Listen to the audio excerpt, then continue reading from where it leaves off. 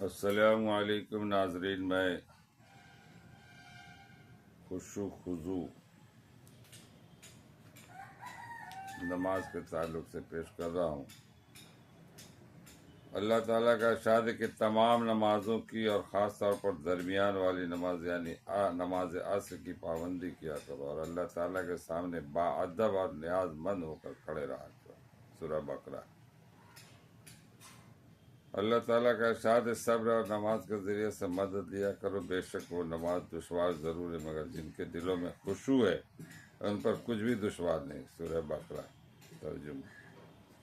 فائدہ صبر یہ ہے کہ انسان اپنے آپ کو نفسانی خواہشات سے روکے اور اللہ تعالیٰ کے تمام احکام پورے کرے۔ نیز تکلیفوں کو برداشت کرنا بھی صبر ہے۔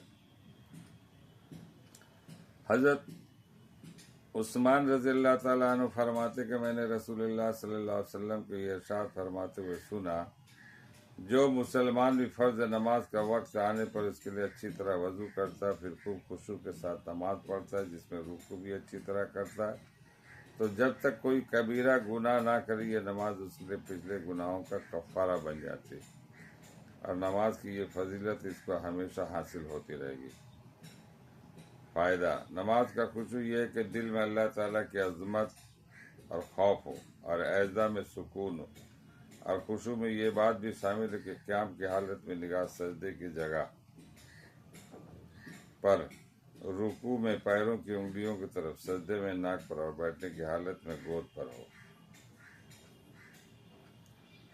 اللہ تعالی ہم لوگوں کو پڑھنے اور سننے سے زیادہ عمل کرنے کی توفیق عطا فرمائے۔ اس طرح کی نمازیں پڑھے جو نماز خشوع اور خضوع، یعنی خشوع خضوع کا جو معاملہ ہے کہ آپ جب نماز کی حالت میں کھڑے ہوں تو ایک نگاہ آپ کے سجدے کی جگہ پر ہو، اور رکوع میں جائے تو پیروں کی انگلیوں کی طرف، اور سجدے میں جائے تو ناک پر، اور بیٹھنے کی حالت میں گود پر۔